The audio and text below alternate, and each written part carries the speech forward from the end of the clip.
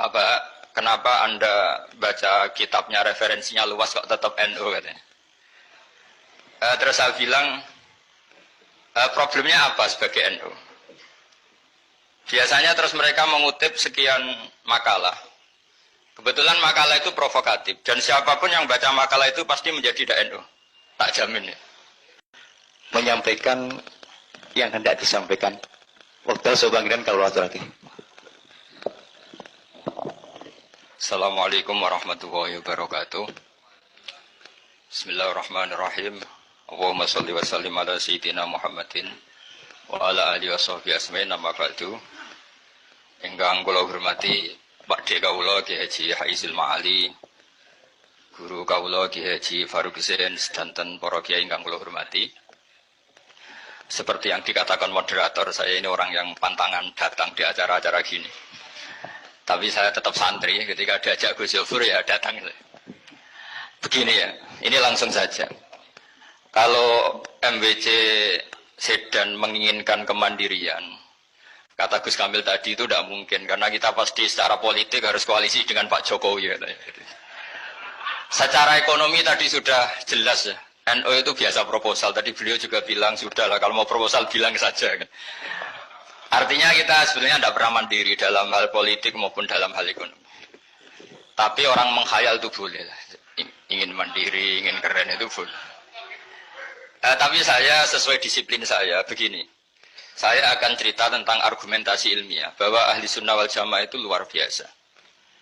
Saya di Jogja berteman banyak para profesor, para doktor, termasuk akademisi sosial yang mungkin pernah di mana-mana. Pernah tanya saya begini, Bapak, kenapa Anda baca kitabnya referensinya luas kok tetap NU katanya. Terus saya bilang, problemnya apa sebagai NU? Biasanya terus mereka mengutip sekian makalah. Kebetulan makalah itu provokatif, dan siapapun yang baca makalah itu pasti menjadi NU. Tak jamin ya. Kalau di Jogja misalnya di satu penerbitan, saya termasuk di dalamnya, itu pernah diperbandingkan kitabnya Said Muhammad Mafahim Yajibu An-Sohah dengan kitabnya Bin Bas, judulnya Hadihi Mafahimuna. Biasanya kitab-kitab terjemahan Wahabi itu memang cukup provokatif dan dengan narasi yang memang siapapun yang nggak pernah mondok pasti tertarik. Misalnya begini, cerita bid'ah misalnya. Iyyakum wa muhdatsatil umur fa inna kulla bid'atin dhalalah wa kulla dhalalatin finnar misalnya gitu. Wa kulla muhdatsatin bid'ah wa kulla bid'atin dhalalah wa kulla dhalalatin finnar. Ada yang baca wa kullu bid'atin dhalalah wa kullu dhalalatin finnar. Terus beliau meneruskannya begini, kata Bin Bas. Hadza huwa Rasulullah. Hakama bi annal bid'ah kullaha dhalalah. Terus diteruskan. Wajar as-Syafi'i faqasama ila hasanatin wa dhalalatin wa sayyi'atin. Jadi dengan narasi seperti itu tuh orang itu tahu bahwa Syafi'i itu kurang ajar tenan kira-kira gitu. Jadi ini Rasulullah yang mengatakan semua bid'ah ini dhalalah, tapi Syafi'i lancang dengan membagi ada dhalalah, ada sayyi'ah, ada hasanah, ada sayyi'ah. Ini aneh katanya. Wong Rasulullah yang nabi saja bilang satu semuanya dhalalah kok dia bilang dua. Diredaksikan Jaro'a, kira-kira makna sedannya yang lama atau berani. Sehingga orang mesti tanya, kenapa sih tidak ikut Rasulullah saja? Tapi ini satu ilmu, setidaknya ilmu perdebatan, bukan ilmu hakiki, karena kita tidak tahu yang diridhani Allah yang mana.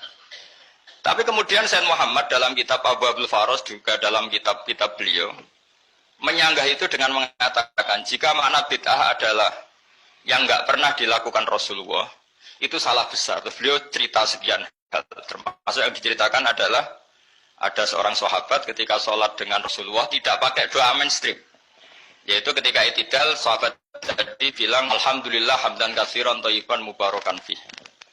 Setelah itu setelah Nabi habis sholat umul qail, siapa tadi yang melafadzkan itu? Semua sahabat diam karena takut disalahkan. Tapi apa yang dikatakan Nabi? Tidak, saya tidak akan menyalahkan. Saya tadi melihat isna asra malakan. Saya tadi melihat 12 malaikat. Yabtadiruna ayyuhum yaktubu awwalu. Semuanya itu bergegas siapa yang nulis awal. Terus kata sahabat tadi, ha anada ya Rasulullah. Padahal ini satu kalimat yang bahkan Rasulullah tidak mengajarkan. Dan Rasulullah bahkan iskal. Kenapa ada kalimat itu? Tapi toh dibenarkan oleh Allah dan Rasul. Cerita Sayyid Muhammad kedua adalah ada sahabat setiap ngimami itu main kulhu. Wah, ngimami apa saja main kulhu. Singkat cerita makmumnya tuh gerutu. Ini orang kok main kulhu terus ini. Setelah dilaporkan ke Rasulullah, ditanya sama Rasulullah, kenapa kamu main kulhu ini? Dilaporkan ke saya. Kata si musolli tadi, imam tadi, di annaha sifatur rahman. Dalam surat itu semua sifatnya Allah. Maka fa'ana uhibbuha. Saya senang itu. Apa kata Rasulullah? Saya disuruh bilang Allah ke kamu, bahwa Allah mencintai kamu karena kamu mencintai kulhu. Terus keterusan sampai sekarang itu. Orang-orang NU baca kulhu terus itu.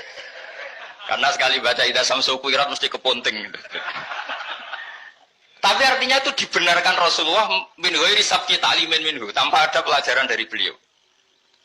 Runtuhlah teori bid'ah bahwa bid'ah adalah semua yang nggak pernah dilakukan Nabi, diajarkan Nabi. Nyatanya beberapa kali Nabi membenarkan sesuatu yang belum pernah diajarkan oleh beliau.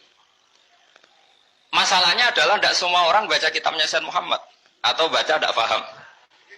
Nah, sementara kitab Hadhihi Mafahimuna itu diterbitkan secara masif oleh pemerintahan Arab Saudi. Dan ada terjemahnya lagi. Sehingga yang nggak bisa Arabnya bisa terjemahnya. Dengan narasi tadi bahwa Imam Syafi'i dibenturkan Rasulullah itu kan mesti kalah. Redaksinya itu Jaro'a itu wani pakai Hamzah. Kedua saya ingin cerita dan saya ada bosan-bosan cerita ini sampai mati saya ada akan bosan-bosan. Ada kemandirian al-hujjatul balighah dalam diri kita sebagai ahli sunnah. Begini misalnya. Kalimat la ilaha illallah adalah kalimat yang orang kafir 80 tahun saja kalau melafadzkan itu menjadi seorang mukminan. Nah ini kita tahlil yang sudah muslim hanya karena kalimat thayyibah justru menjadi kafir. Ini kan madzhab aneh. Yang kafir puluhan tahun iyan tahu yughfar lahum ma qad salaf bihadil kalimah. Ini kita karena tahlilan sampai nyekel patok menjadi kafir juga karena la ilaha illallah. Ini aneh. Jadi kalimatun sing yakunu bihal kafiru musliman jadi kalimatun yakunul mukminu biha kafirun. Ini kan kaidah yang aneh. Nah, saya ingin kalau ahli sunnah yang seperti ini sudah mandiri, sudah sehat, ya baguslah seperti itu. Terus yang terakhir, kenapa ditambahi an-nahdiyah? Ya seperti yang dikatakan moderator tadi. Di terminologi internasional itu kalau ahli sunnah pokoknya yang tidak sabus sahabat ahli sunnah. Sehingga Wahabi, Muhammadiyah, Ikhwan semuanya ahli sunnah wal jamaah. Karena kalau di media internasional asal tidak Syiah itu ahli sunnah. Hanya itu saja perbandingannya. Kalau ikramus sahabah ya ahli sunnah, kalau sabus sahabah ya Syiah. Problemnya adalah kita tidak ikut kelompok besar ahli sunnah yang mainstream di internasional karena mereka anti wasilah, anti tahlil. Sehingga terus Indonesia bilang ditambahi ahli sunnah wal jamaah an-nahdiyah. Yang kira-kira mungkin Gus Yofur dan kawan-kawan nambahin Nusantara. Nah, nanti ini bagiannya Gus Yofur, saya kira demikian. Assalamualaikum warahmatullahi wabarakatuh.